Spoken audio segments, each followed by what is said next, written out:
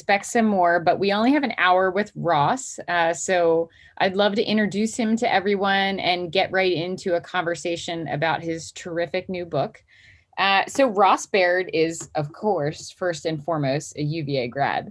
And he is the founder and CEO of Blueprint Local, which is a new venture firm that aims to become the premier platform for people investing in their communities. Many of the students on the call have read about Opportunity Zone, so there might be some questions at the end to learn about that work. He's also the founder of Village Capital, which is a venture capital firm that has been a pioneer in supporting entrepreneurs worldwide, which many of the students in the class had the opportunity to read about in the book. He is the author of the best-selling book, The Innovation Blind Spot, which he argues that the innovations that truly matter don't see the light of day. And we're going to talk about some of the reasons why today and how that might be remedied. He is also a venture partner with Access Ventures. He's an innovator in residence with the Kauffman Foundation. He serves on the University of Virginia Alumni Association's Board of Managers, as well as the Board of Social Entrepreneurship at UVA. He is an MPhil from the University of Oxford, where he was a Marshall Scholar, and has a BA from the University of Virginia, where he was also a Truman Scholar and a Jefferson Scholar. And we are so pleased to have you with us today, Ross. To kick it off, and we have lots of fantastic questions from the students as well, but I'm going to curate a little bit of a conversation around the book, and then we'll open it to some Q&A with the students. Awesome. Can you tell me what inspired you to write this book? Because you had a lot of other things going on. Yeah, well, first of all, thank you, Christine, and thanks to SE at UVA for inviting me here. You know, it's been about 10 years since the social enterprise movement at UVA took off, and I've been lucky to be a part of it and teach classes and have student interns and work with, you know, it's an amazing program. And Christine, you are one of the best entrepreneurs anywhere I know for building up such a wonderful program and community. So thanks for inviting me.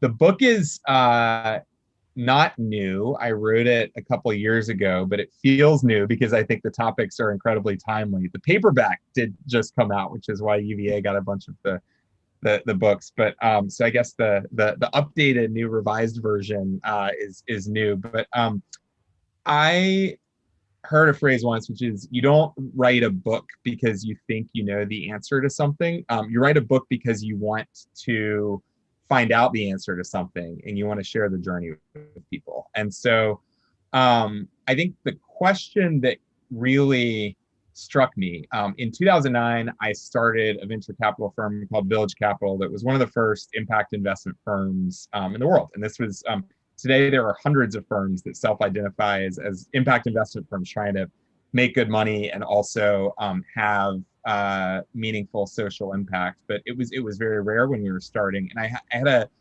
a really difficult time explaining some of the big problems that I was seeing. So I don't have a deck. I don't really want to go through a deck. I want to make this more conversational, but I might share my screen from time to time and bring in some visual aids, though it says the host disabled screen sharing. I'm going to we'll ask Laura to allow. Laura, can you allow me to share my screen? I can also just talk.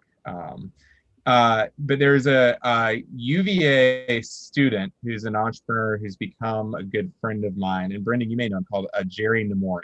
And Jerry put into words a problem that I saw all across the economy. And Jerry put it much better than I did. But basically, Jerry grew up, he was a Haitian immigrant. He grew up an immigrant's kid in Florida, and he kept seeing his mom get ripped off by payday lenders or by check cashing places, or she wanted an auto loan and she couldn't get one.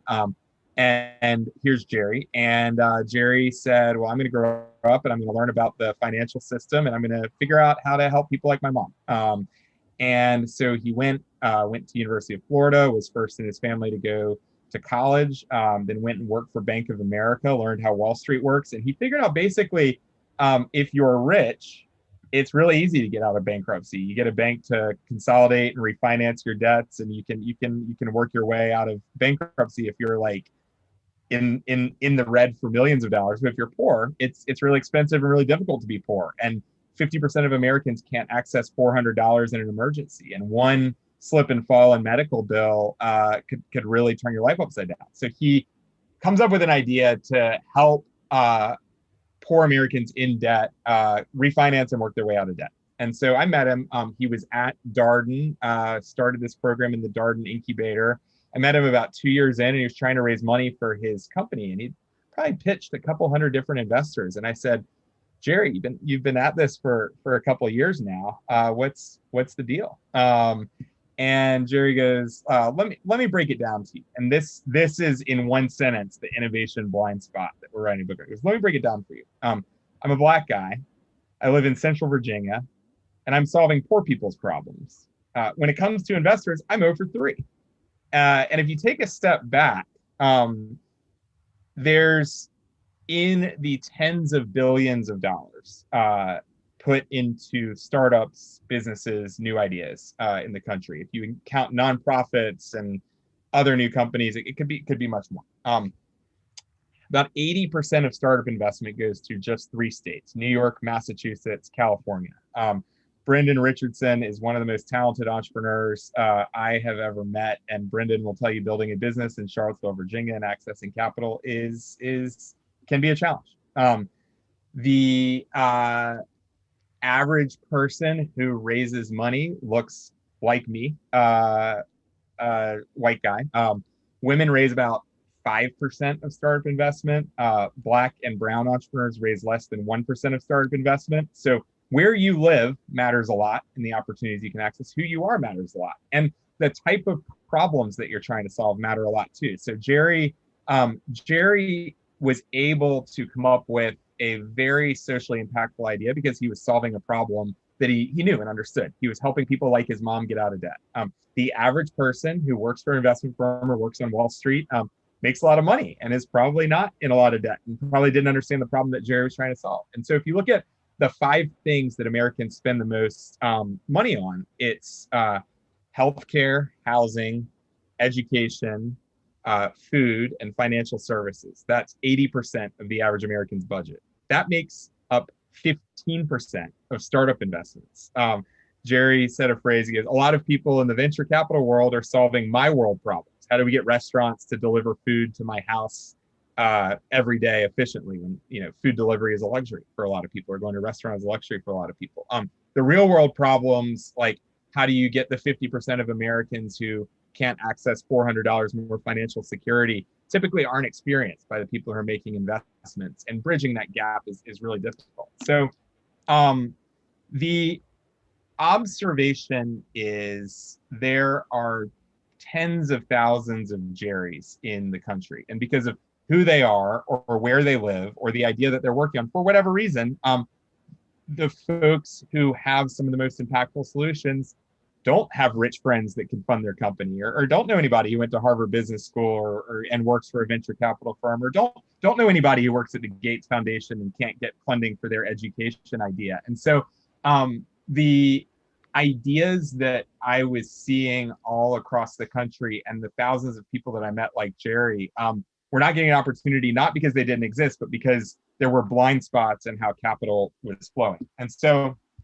the book, The Innovation Blind Spot, is really a deep dive into how money works, how money flows in our society, who is making decisions, how those decisions are made, really who has the power to decide, Travis Kalanick of Uber gets funding, or Jerry Namorin trying to get people out of debt gets funding. Like those are massive shifts that we don't quite appreciate. And I think, the bad news is people like Jerry strike out every year trying to build their businesses. The good news is when we do illuminate these blind spots, we can make a big difference. So Village Capital, we I've started a new company called Blueprint, which we can talk about more, that in some ways is a spin out of some of our work in Village Capital. But Village Capital, I still sit on the board and am involved in kind of at a strategic level of Village Capital. We run incubation acceleration programs for people like Jerry all across the country. And we ran a program for financial services technology founders. And there's a venture firm out of the Bay Area called K4 Capital. It was founded by Mitch Kapor, who invented the spreadsheet, and his wife Frida, who's been a major leader in diversity and inclusion in the entrepreneurial world. And Mitch and Frida started a firm to intentionally invest in entrepreneurs of color, and so they put in the first 500,000 into Jerry's company. They took the first bet on Jerry. That was 5 years ago. 5 years later, Jerry's raised $200 million to help refinance the debt of Americans. There are 10,000 families who have been able to work their way out of debt because of Lynn Street Services. Um, all because there is a brave entrepreneur named Jerry who's been willing to dedicate the last decade of his life to it, and there are people like K4 Capital who are willing to go where markets don't naturally flow. So I think the big theme of this work is, in order to have greater impact, you can't just go to the same places and talk to the same people and look for the same ideas. You need to engage with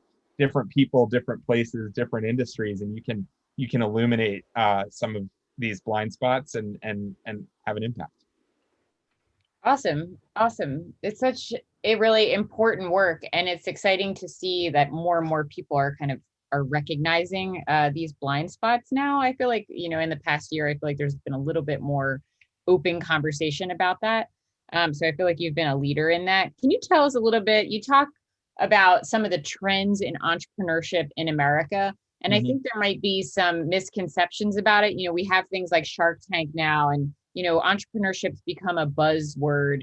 Can you tell us Mm-hmm. a little bit what do you have you seen in your research with the trends in entrepreneurship and what's driving that? Yeah, so the last year has been an outlier, which I'll get to in a second. But you look at Shark Tank or these billion-dollar tech companies. It seems like we're in a golden age of entrepreneurship in America, but actually, entrepreneurial activity is at a 40-year low.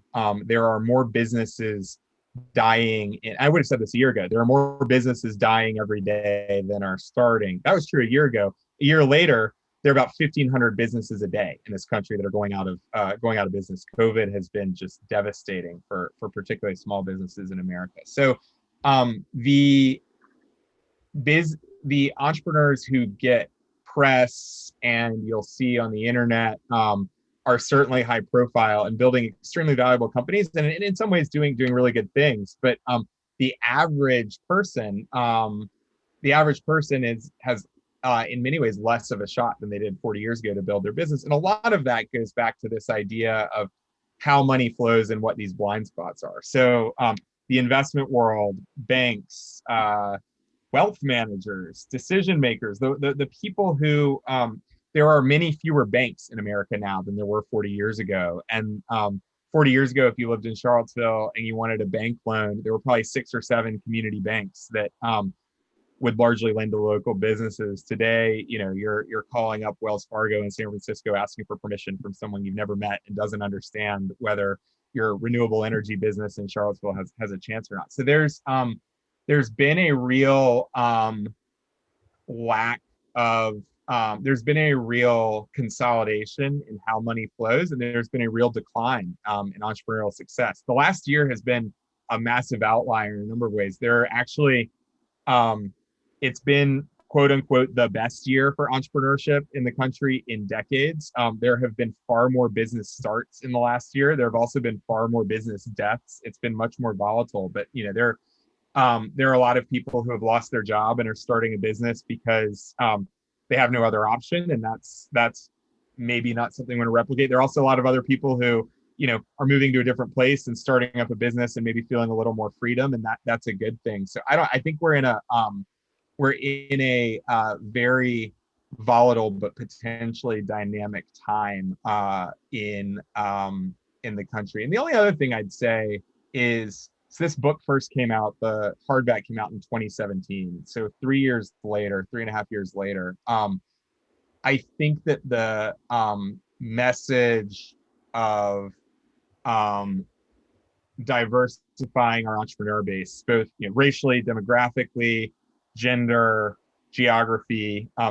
It was seen to be as kind of a fringe message 3 or 4 years ago. People were like, "Oh, that's cute, that's nice," and I think a number of really important conversations we've had nationally around racial justice, diversity, equity. I think have increased the sense of urgency a lot of bringing different voices into the economy. And so I'd say, the downside is the last year has been extremely volatile. I think the upside is there are a lot more people paying attention to entrepreneurs in blind spots, which is positive. And you talk in the book about the really creative model that Village Capital developed. So maybe if you could, for those that are on the call that didn't get the chance to read it yet, a little bit about that model. And then, is that model being picked up? Like, what's it going to take to democratize access to capital at scale? Yeah, so if you I actually have a colleague from Village Capital who came out with a book this week called Who Decides, and it's really good. It goes into much more detail on your question, but the basic idea of Village Capital, if you think of like the movie Mary Poppins, the old dudes at the bank sitting behind the desk, just kind of sitting there, and or Shark Tank, you have the famous judges sitting on the front row. Most investment decisions are like that. There's a judging panel or an investment committee, and it's people who are sitting there. And in some cases, that's good, and they're good investment committees. And in some cases, it's people who have literally no experience with the problem that they're trying to solve, making investment decisions. So there's a story I tell in the book. I heard a story from Sarah Blakely, who invented Spanx, the clothing product. And Sarah Blakely was pitching investors on, here's why you should invest in Spanx. If you wear it, you look skinnier, you're a woman, you feel more confident, it would be great. And it was like four old white guys who were like not paying attention. And she left the room and put on Spanx and came back. And the way she tells the story, she's like, I look 20 pounds lighter. And then all of a sudden these old white guys are like, oh yeah, I get why that's great. And she's like, that was like the grossest meeting I was in. But it was the only way I could show them why this was an important product. I mean, there were no women on that investment panel. I wouldn't have had to like explain to a woman why like being judged by your appearance is a problem. And so getting people in decision-making positions who have experience and understanding of the problem they're trying to solve is a big message. How Village Capital specifically makes investment decisions. We have a fund that's invested in about 110 companies across the country. And the process is a bit different. So instead of like an investment committee or judging panel, we have an entrepreneur peer review process. So we'll go into an industry like financial services, financial inclusion, and we'll have people like Jerry make an evaluation of other entrepreneurs. And it's kind of like when you're in class, like, who is really smart and did all the reading and is maybe shy, but they know their stuff. And you also know who didn't do the reading at all. And they're just, shooting off their mouth and answering questions. And you're like, you have no idea what you're talking about. Like, people who are peers to each other have insights that are important and valuable. And so we built a fund where we have a peer review process. The results in terms of changing decision makers give you different outcomes. So I told you the numbers on venture funding before. So about 40% of our peer selected CEOs are women, about 30% are people of color, and 90% are outside New York, San Francisco, Boston, those three hotbeds. So when you get different decision makers, you get different results. And then the financial performance, you get better results. Our fund is performing in the top 10% financially of funds launched. Its vintage year is how you benchmark funds when you're a fund manager. So whether it's peer review or whether it's one study that the Knight Foundation did said 2% of venture funding goes to women, 1% of venture funding goes to people of color. They went into who the decision makers were for funds, and they said 2% of decision makers in venture funds are women, 1% of decision makers are people of color. It's no surprise that the people who are getting resources are representative of the people who are in the room. So peer review, peer evaluation is a transparent process that we've had good results with. I think the broader lesson from Village Capital's decision making that I really hope people can pay attention to is who is in the room making decisions over resources or over what idea goes forward or over, I'm sure in academics, who gets tenure and who doesn't is a big decision. Who's in the room deciding is a really important thing to pay attention to. Awesome. You also talk about the curious history of the venture capital 2 and 20 model, which I didn't know about. So thanks for enlightening me on the history of that. And you also talk about how this model really leads to a lot of negative secondary kind of unintended consequences. So maybe could you talk a little bit about that? And could you tell us, like, are you seeing new models? Are you seeing Mhm. impact-oriented VC firms saying, that's not going to be our framework anymore? Yeah, so the history of venture capital, if you raise money from an investor, what they want you to do is grow as big as possible, as fast as possible, and usually sell your company to someone much bigger. And the kind of growth at all costs can be a challenge. So when you see major societal issues like Facebook, for instance, has a proliferation of fake news and sensational news, and is stoking ethnic conflict in Myanmar because these things get reshared. Facebook's financial incentive is to get as many likes and clicks as possible, and their investors are explicitly telling them grow as much as possible, and the world can figure out the negative side effects of that. And you can see a growth at all costs mentality really hurting companies, and in some ways it can be devastating to companies. So a documentary just came out about WeWork, the co-working space, where they were going to grow. They raised a bunch of venture money. We're going to grow as fast as possible. It turns out there was like literal fraud going on. Like people were making things up and lying, and people there are real negative side effects. And so, but the reason why venture capital funds are structured the way they were, up until probably the 1820s in the US, it was not a normal thing for people to invest in other people's companies. Like, you're Christine, you have your farm. Why would you raise money from anyone else to run your farm? It's your farm, it's your business. Why would you ever do that?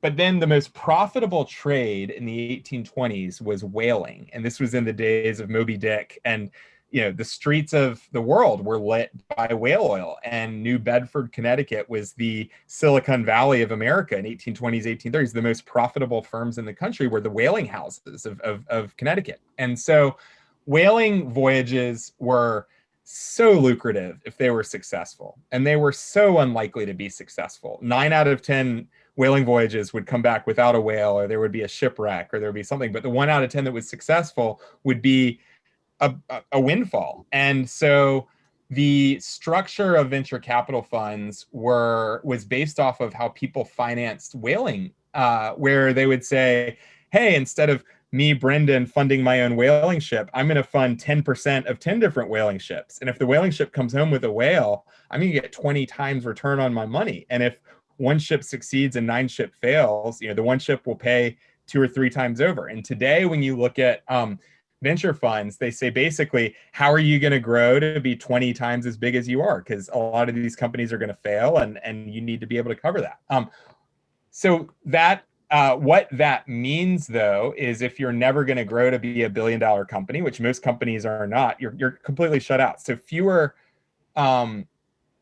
less than 1% of companies raise venture financing, and the usual reason is you're never going to be big enough. But if the way we fund new ideas is venture capital, it shuts out a lot of people and ideas. So one of the things that I talk a lot about in the innovation blind spot is we pay a lot of attention to ideas when we think about innovation. We don't pay a lot of attention to structures or organizational design or processes. But just like changing who's on your investment committee can produce a radically more diverse portfolio that performs better financially, changing the structure by which you make investments can really open a lot of different doors. So we invested in a bit of a different structure in one company. And our first company that we did a little bit of innovation around, and I talk about this in the book, is a company out of Kentucky called Fin Gourmet. And Fin Gourmet was founded by a woman named Lula Liu. And I'm going to pull up a picture of her I'm talking about. And she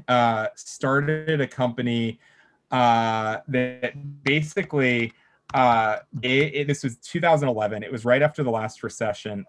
They gave fishermen in Paducah, Kentucky, in rural Kentucky, they gave fishermen, and this is their lead fisherman. He is in the Fin Gourmet movie. He is right out of Central Casting.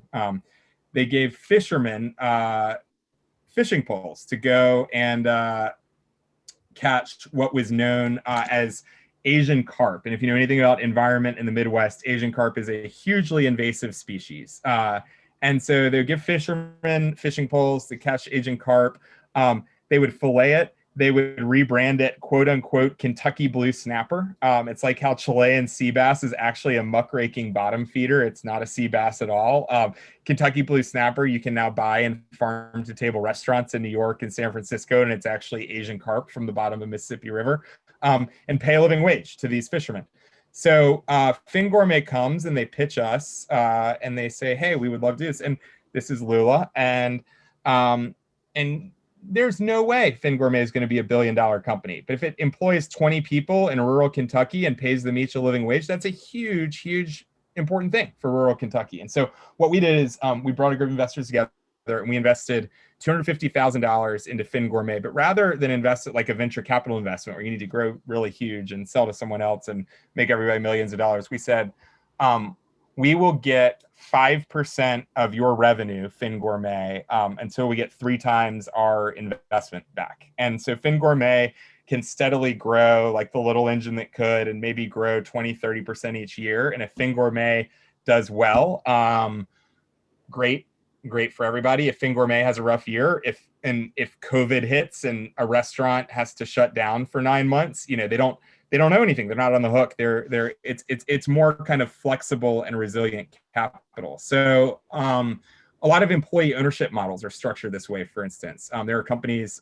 co-ops, employee-owned companies, where basically an investor will fund a company and the employees over time will pay back money to the investor to buy the company back from the investor, and having the employees own the company over the long run. A lot of breweries are employee owned. There's a huge employee ownership culture in brewery workers, for instance. And so we think that innovation is not just in what's the next great tech idea, but how can you do different investment structures? How can you say, hey, we'll share revenue with you versus try and force you to grow as fast as possible? Or hey, we'll help make it possible so your employees can ultimately own the company and we'll get a return that way. Our questions we've been asking. And I worked with the Kauffman Foundation, a big foundation in Kansas City, to create a program called the Capital Access Lab to fund new investment firms that are pursuing these innovative structures. Awesome. I'm good. So I'm going to ask the students out there, because I know they have lots of great questions, to start thinking about boldly raising their hands. I'm going to ask a last question on the book. Tell me what is topophilia? Topophilia is Greek. It means love of place. But there's a backstory. So in the book I talk about, I was in Colorado, and 4 of the 10 most successful entrepreneurial ecosystems in the country, as measured by new firm creation rates, are in Colorado: Colorado Springs, Boulder, Fort Collins, Denver. And I had breakfast with John Hickenlooper, who's now a U.S. Senator. He was then governor of Colorado. And I was interviewing him about why is Colorado so good at entrepreneurship and what can other people learn from it. And he said, I'll tell you in a word, and it's topophilia. It means love of place. And if you have studied Greek history, the Greek city-state, Athens has a distinct identity, and Sparta has a distinct military identity. And the Greek word for patriotism is hyper-local. It's love of your city and everything that makes your city special. And he said, people come to Boulder for a specific reason. Boulder is a very different city than Colorado Springs, which is a very different city than Fort Collins, which is a very different city than Durango, which is another, it's a huge nexus of like outdoors equipment companies. There are a bunch of outdoors entrepreneurs that are there. And he says, you really need to embrace and love and go into what makes your ecosystem special to be a dynamic entrepreneurial hub. If you say, hey, I want to turn Charlottesville into the next Silicon Valley, that's not going to be successful, because people won't go to the not as good Silicon Valley. They'll go to Silicon Valley. You say we want to, and I know Brendan has been in the middle of conversations like this for. He said, what makes Charlottesville special? Why would people come here first over anywhere else? And we in Colorado have a bunch of communities that have a very well-defined love of place, topophilia, and that's really important. And I would say some of the most impactful investments I've seen across the country, and this is what my company Blueprint does now, are when people or firms or organizations have taken a holistic view to a place and not just saying, hey, I want to fund a startup in a place. But if you care about Charlottesville being successful, affordable housing is extremely important. Startup investment and people like Jerry, and making sure Jerry moved to California because the Cape Wars live in California and his other investors live in California. But Jerry probably would have stayed in Charlottesville if he saw a viable path to building a business. So you want to attract high growth companies. You want to invest in small businesses, things like the New Hill Development Corporation. You want to invest in majorly socially challenged areas that have complicated and challenging histories.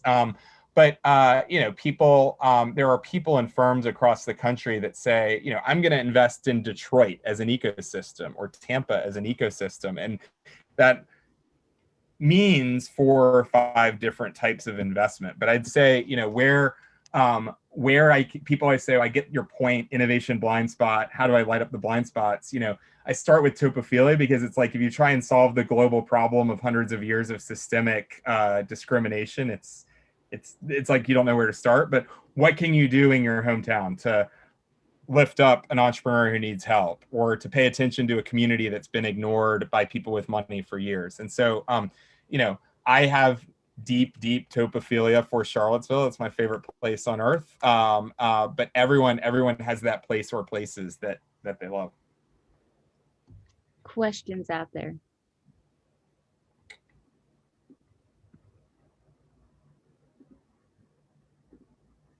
Giovanna, can I call on you? You had a good question. Rohan, maybe, if you're out there too after Giovanna. Also a good question. I think you answered a good part of my question just throughout your talk, but I interned with Invest Appalachia this past summer, and one very unique aspect of my work I thought was how community based it was, and how the people on the fund were from the community and were working in different CDFIs and organizations in the community. And so they were very, very knowledgeable about the systemic issues in the region. And because of that, I felt like my work was contributing to what they felt like they needed. And I was wondering, if you, with Blueprint Local, what type of approach do you take with that? And just because I think maybe some impact investment funds who don't have a lot of ties to the communities they want to invest in, especially when you're talking about community-based investment and place-based investing, because sometimes impose their own values into what they think that they want to see in that region rather than what the people actually need. Yeah.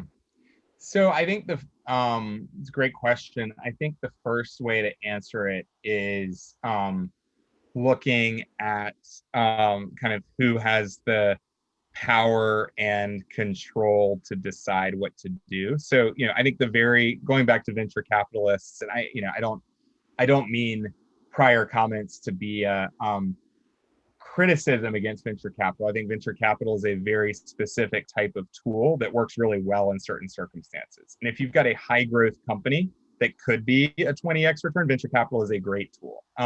The very best venture capitalists I know will say, we're going to find great entrepreneurs and we're going to give them the resources they need, and then we're going to get out of the way. We're not going to try and second guess we're not going to micromanage.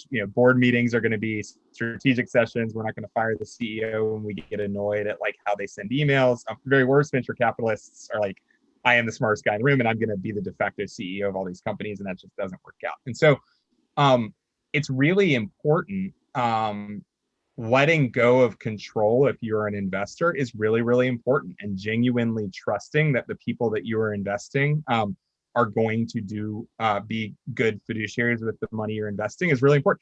And if you don't trust them, don't invest in them. If you don't trust someone from day one, don't invest in them, because it's not going to get any better as things get more difficult. So I'd say, one answer is we Blueprint typically do not say the projects that we want to invest in. We ask people who are living in the neighborhoods that we're investing in, working in the communities from the places that we're investing in, to say, we live here. We know that we want these things. We live 8 blocks away, so if this project is bad, like we have to walk by it every day, and that's not going to be fun. So I guess first answer is we don't have once our biggest control, so to speak, is whether or not we fund a project. And once we fund a project, we intentionally don't have control over what happens because we don't know what the community is best. The people who live there do. So that's the kind of philosophical answer is if you are investing, find people who have deep experience with the community or the problem and who have skin in the game. I mean, we really like it when a person we're investing in lives right next to the thing we're investing in, because if it goes poorly, they have to do it. They're really incentivized for the thing to be good. And so that's kind of the philosophical answer. The tactical answer is we have a impact evaluation process for the investments that we do. When we're doing due diligence on a project, we don't do, there's a way to do impact evaluation that is somewhat disingenuous, which is like you do a community meeting and people come and you're like, yes, I hear your concerns. And you're just kind of checking the box. So yeah, we met with community members, but it's not genuine engagement. Very usually in the communities that we invest, there is a nonprofit or a community financial institution or a community organizer that's done a very thoughtful plan for what residents want. These things sit on the shelf, and people do community development plans all the time. They're community development corporations, and so what we'll say is who has already done the work, long before we saw this project. What was said, how was the process structured, were the right people in the room, were the right voices heard, if not, what needs to be done. And so we say, here is our best efforts at understanding what the community needs. And then we also use that as baseline for impact metrics. And so, one thing that I'll give you an example of one example where it didn't go well. Because you have to figure out like who to engage in that process. We were looking at a project in East Austin, which Austin has grown tremendously in the last 10 to 15 years. There's a big wealth divide between West Austin and East Austin. There's not a single grocery store in East Austin. There was a community organization. They'd done a bunch of organizing, grocery store, food desert. It was what they wanted. So we're like, great. So we invested in this developer who wanted to buy land and build a grocery store. And after that happened, there are 4 grocery stores that do business in Austin. And we met with all of them, and they were like, no, we're not going to put grocery stores there. They would lose money. Who are you? Like, we care. We don't care that they want it. We're not going to make money there, so we're not going to do it. It's like, okay, well, we should have had the grocery store decision makers at the table before we decided to invest in the grocery store. So what we're trying to do is figure out what incentives would make it likely for a grocery store to want to go into a food desert, which is a longer term thing. But I guess short answer your question, don't try to control everything, and make sure the voices that go into what you're doing are authentic and not just kind of demonstration theater to have a meeting just to have a meeting to listen to people. And then also, if people really want something, make sure the decision makers who can deliver on that are also incorporated, because in Austin there was some disappointment. We ended up doing an affordable housing project, and people were like, oh, that's fine. And affordable housing is a big issue in Austin too. But people are like, wait a second, where's our grocery store? And I was like, well, I'm not really you have to go talk to Whole Foods or HEB. They're the deciders. I'm not the decider here. But it is really, particularly in vulnerable communities, it's really important to not raise expectations and then deflate them, because people have been screwed over for a while. Maybe up next, Rohan, and then we've got a couple, maybe Rebecca. Hey, Rebecca, Grace, maybe you guys could chime in and share unless you want me to read your question. But. No, that's fine. Okay, great. Yeah. I can go next.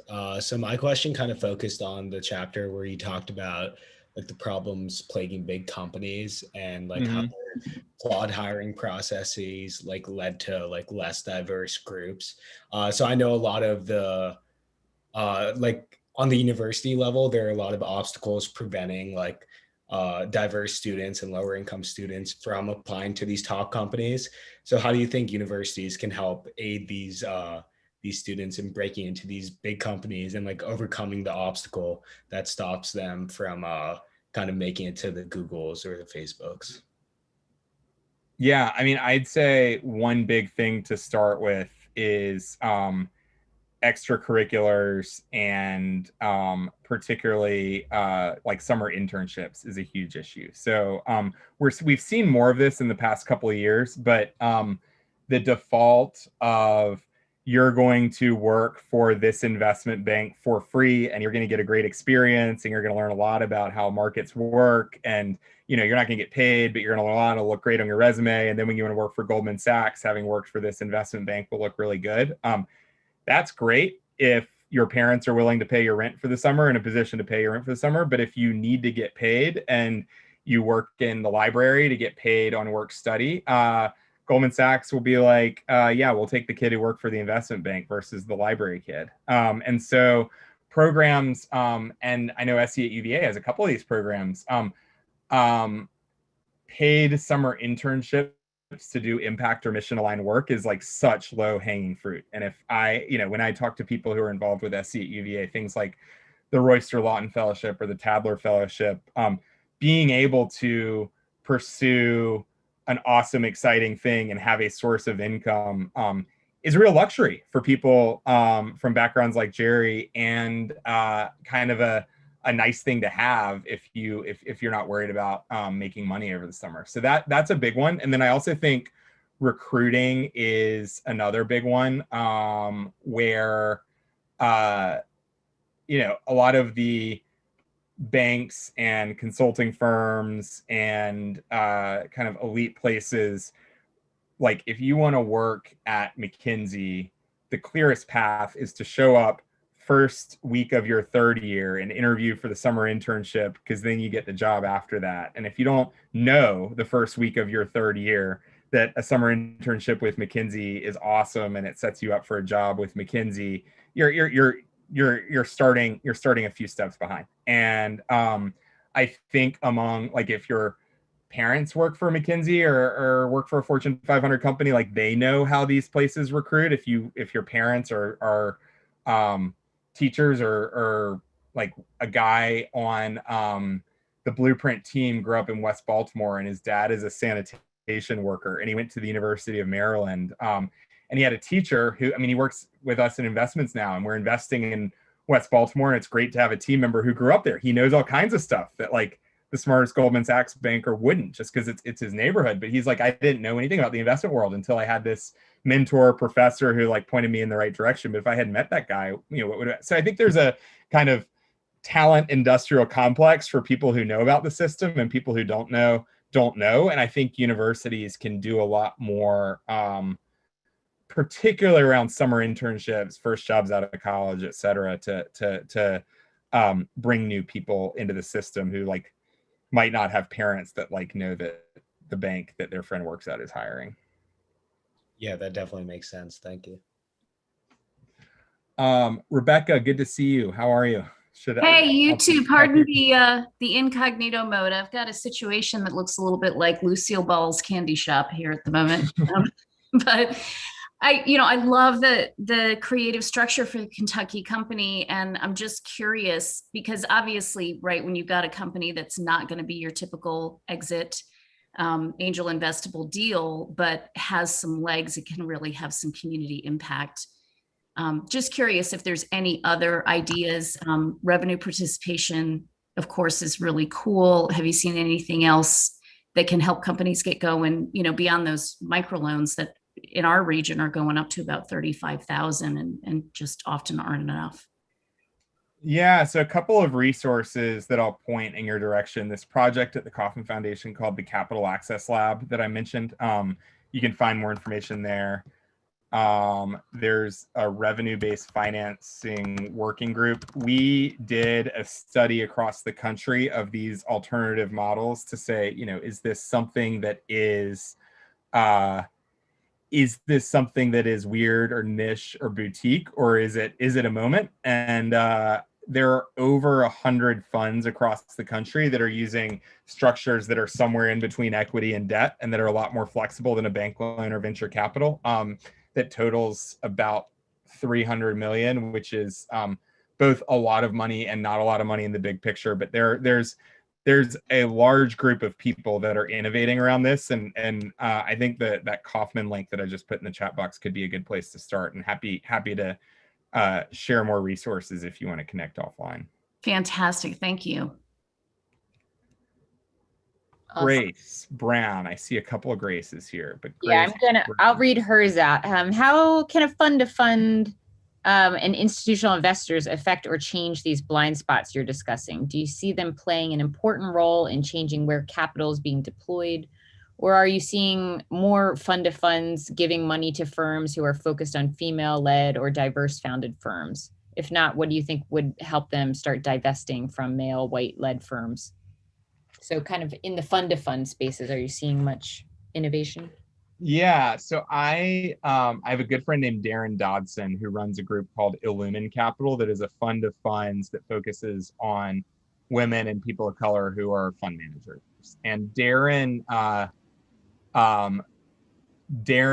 says, there's the common phrase, talent is everywhere, but opportunity is not, which I think is true. Darren says, I think it's a bit further than that. He goes, I think talent is everywhere, but power is not. And many people who are talented don't have the power to turn their talent into opportunity. And it's usually because power and decision makers is like 3 steps removed from where capital goes. So if you are a venture capitalist and you are deciding whether or not to invest in Jerry's company, your money is usually not your own money. It usually comes from a larger institution. The University of Virginia's endowment invests in venture capital funds. And so Darren says he does work with, endowments like, I don't think he works with UVA, but he works with Stanford's endowment and Yale's endowment. He does work with large institutional endowments and funds of funds. And he always asks a question where he says, is your investment process structurally biased? And they always say, no, of course not. We consider the best opportunities. And Darren will pull out their investment memo and he says, like he's talking to Stanford's endowment manager. It's something like, we don't invest in first-time fund managers. Just, and they write it as a positive. It's a risk mitigation. We're not going to take risk on new fund. So Darren said, okay, well, 98% of current fund managers are men, 2% are women. So what you're saying is that 98% of anyone you would consider is a man. They're like, no. We obviously, he's like, no, because almost every woman is a first-time fund manager because women are not. Well, so, you probably are there's a blind spot. You probably are unintentionally biased against women fund managers. You're probably unintentionally biased against Black fund managers because there aren't a lot of current Black fund managers because they haven't been able to raise money from people like you. So Darren's solution is, and people have been receptive to this. So Darren's solution is fund of funds to help these underrepresented fund managers get their first fund off the ground. And he's backed by people like Ford Foundation and Kellogg Foundation and some strong institutional investors. His ultimate goal would be to have a portfolio of 20 great diverse fund managers that could then go to UVMCO or UVA for their second fund, and maybe that starts to level the playing field. But I do think, Grace, the question you're asking is, even if you are an individual venture capitalist that decides you're going to take things directly, if the people who fund you don't have some sort of structural change, it's very, very hard to change the numbers that we talked about at the very beginning of the number of people that are left out. So some of the more interesting solutions I'm seeing are like this Illumin Capital, the fund of funds idea that's getting to more structural change. Awesome. Brennan? Yeah, thanks. Ross, everything you're saying is like 100% accurate. And I've got a comment and then a question. VC, as a recovering VC, I can tell you, and I know you and Christine both know this, but VC not only fails in their investing strategy 9 times out of 10, i.e. the companies don't achieve the success that they're seeking, but it's also a dirty secret of the venture world that probably 3/4 of the funds in the venture world don't achieve their return targets for their limited partners. So on many levels, it's kind of a failed system that rewards outsized winners and then everybody else kind of loses. And I guess my question is, you guys at Village Capital are in the top decile of return funds for your vintage year, which is an enormously difficult thing to achieve. So your risk profile that you're investing in must be different than what a typical VC is investing in.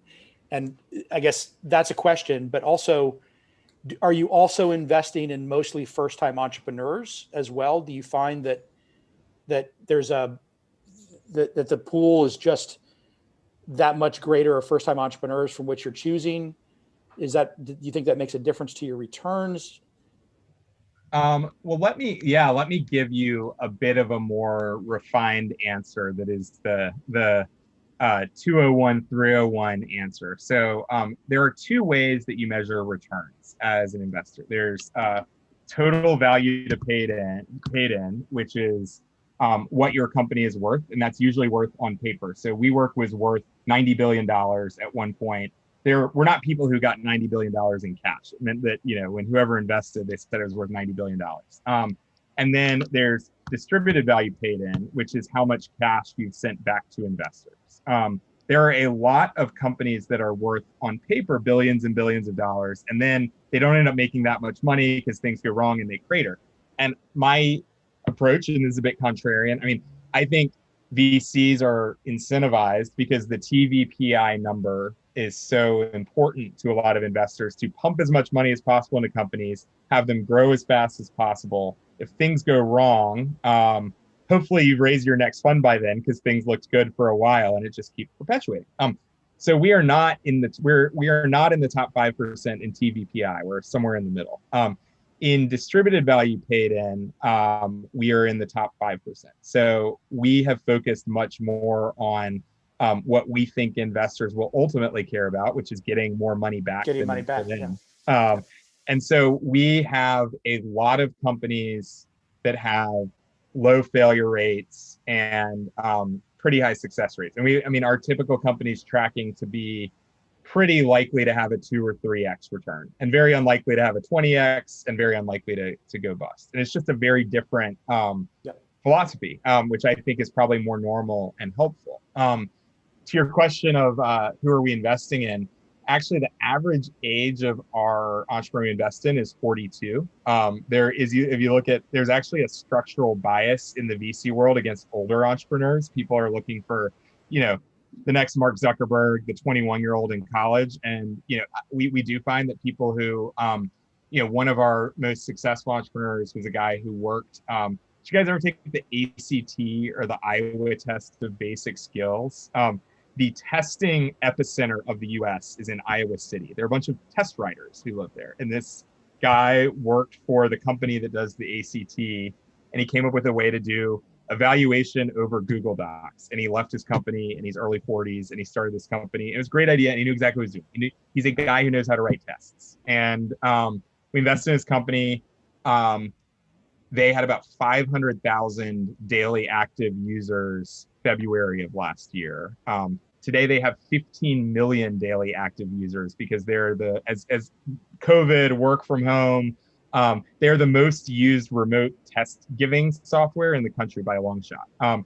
And so that company ended up selling for 8 times its value. And it was this early 40s test writer in Iowa City that a venture capitalist in California never would have touched. I'd be like, who's this weird guy like writing his tests in Iowa? So I'd say our entrepreneurs actually tend to be older than the average VC. And I also think that kind of fits with our philosophy. I think older entrepreneurs tend to have more realistic expectations around what it takes to make money for investors, which is good if you're investing. Thanks for answering that. Other questions out there? I'll ask a question as we maybe begin coming to a close. What recommendations do you have? Most of the students on the call are 4th years. Many of Mhm. them are driven to have a career and impact or purpose. What trends are you seeing? What would you recommend for them right out of the gate? Um, I am gonna apologize in advance if you've already taken a job with like a management consulting firm or investment bank. I'm sure it will be a wonderful experience and you'll learn a lot. I have found that the people who have the most rewarding early career experiences, kind of the closer you are to the ground, the more you get to do. So consulting and investment banking are advisory roles, and that can be good. You can be exposed to a lot. It can be great. If this is you, uh, great. But you're kind of 2 or 3 steps removed from what's actually happening. So, you are not trying to figure out how to sell fish in New York City. You're writing a slide deck for your boss's boss who's advising the company on how to sell fish. And you just don't, you're kind of inch deep, but mile wide. I'd say if on the flip side, some of the most rewarding experiences I've seen, I had a friend who got a job with a Charlottesville area winery, and he was really into wine, age 22, and he was like working the tasting room. And this is like his friends working for an investment bank, and he's working the tasting room. But now, he's 34 years old, and he's one of the largest wine buyers in the country. And pre-COVID, he was, going to Italy and France 10 times a year to find the best, whatever. And he's built a really successful career because he became deeply knowledgeable about wine, and that's great. So I'd say you've got to stretch right after you graduate where you are more free than you'll ever be, and going deep into something you are really passionate about, even if it's a job like working at a tasting room might not seem as prestigious as working at Goldman Sachs, but you'll probably learn a lot more about the wine industry than if you were, Goldman Sachs advising Anheuser-Busch on the beer industry. You wouldn't actually learn that much. So find, this kind of goes back to topophilia. Find something that you love or a place that you love. Maybe you really love Charlottesville and you want to stay there. I see, like, I've talked to students in my class who have said, man, I would give anything to stay in Charlottesville after graduating. It's like, well, you can. There are jobs in Charlottesville. It is a city that you can live in when you're an adult. You might not have as famous an employer as if you move to New York, but if you really love Charlottesville, or if you've always wanted to live out west, go move to Colorado, the land of John Hickenlooper, Topophilia. Like, anchor on a place or an industry, or like, get really specific about something that resonates with you and try and be really freaking good at it. Awesome. I think that is some great advice.